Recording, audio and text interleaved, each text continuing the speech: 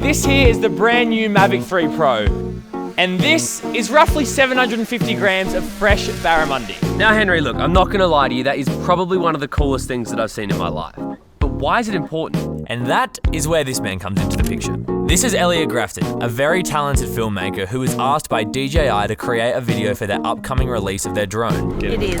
Elliot, who was asked by DJI, then asked my brother's mum's most handsome son if he could work out a way to get a shot looking back at the drone and its camera while it was flying, all within 4 days. No, well, to be fair, that shouldn't actually be too hard. We just saw the drone carry 750 grams. A GoPro only weighs about 150.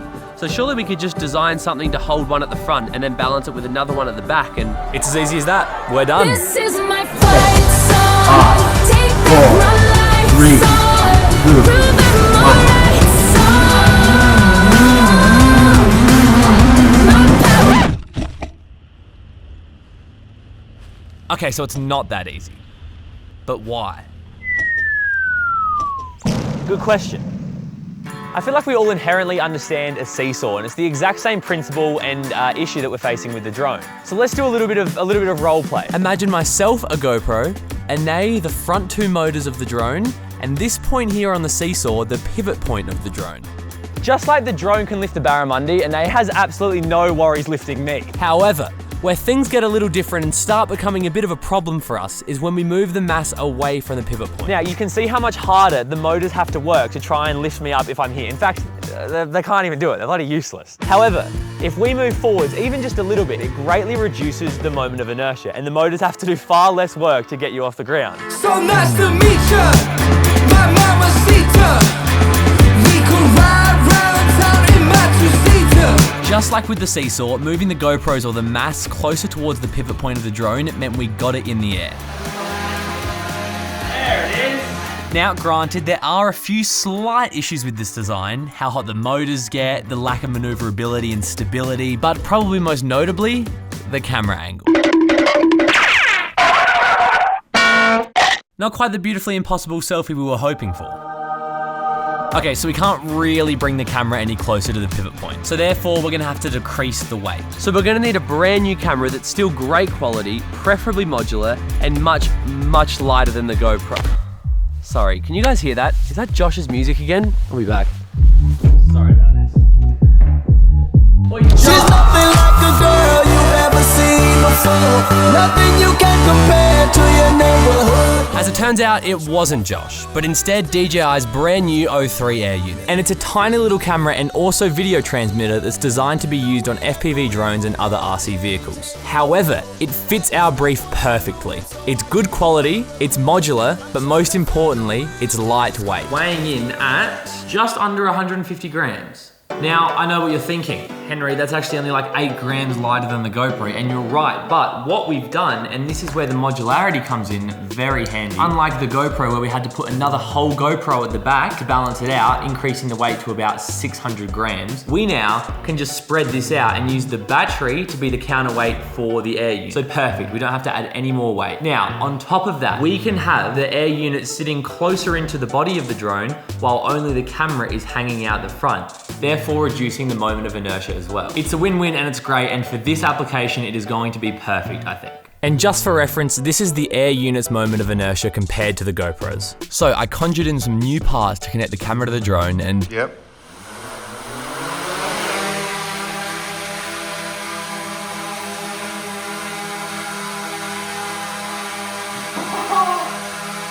It looks so weird. Look at that. I think it'll be fine. I agree, Henry. Let's get it outside and give it a shot.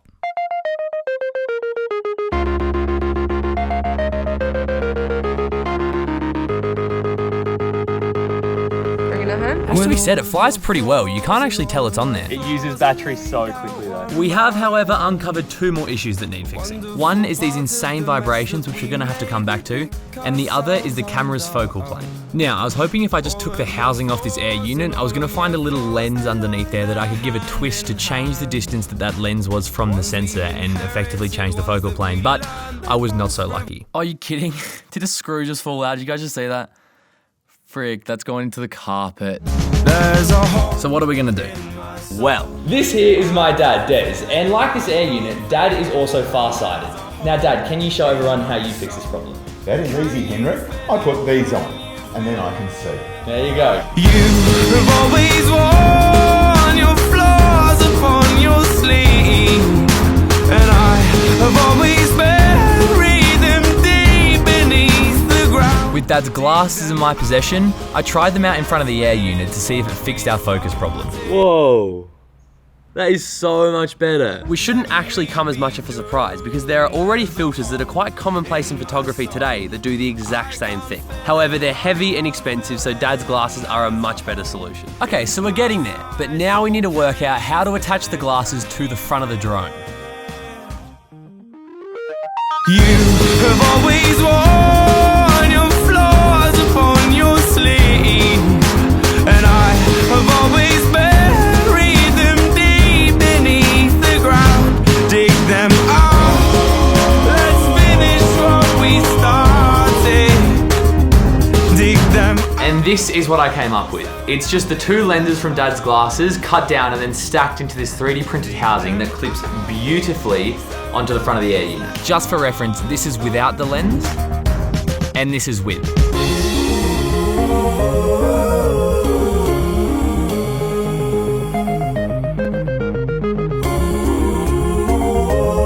So the only thing left to fix now were those really annoying vibrations. And after trying multiple different camera mounts and even some really crude soft mounts, the only two things that I found to reduce the vibrations were flying really slowly and flying in no wind. Now, considering the time constraints, this would have to do, and I was just gonna have to work around it.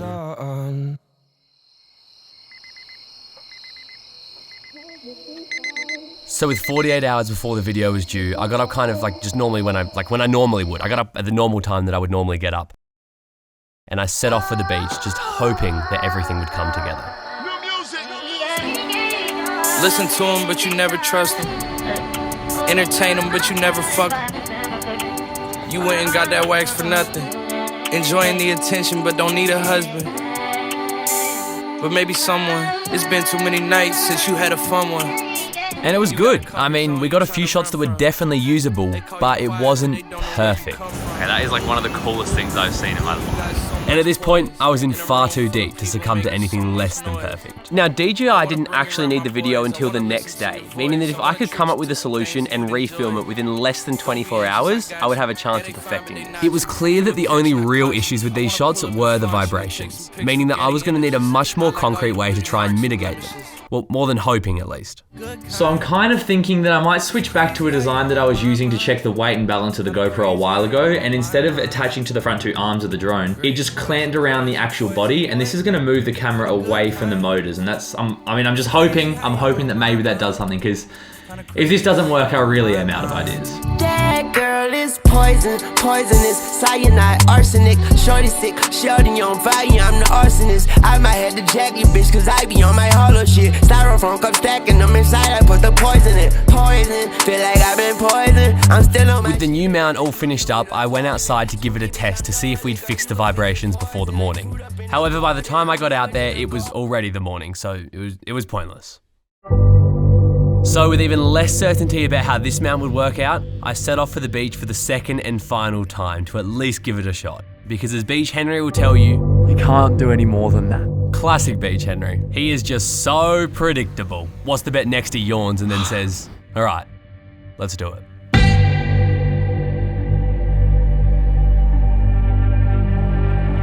So then, did it work?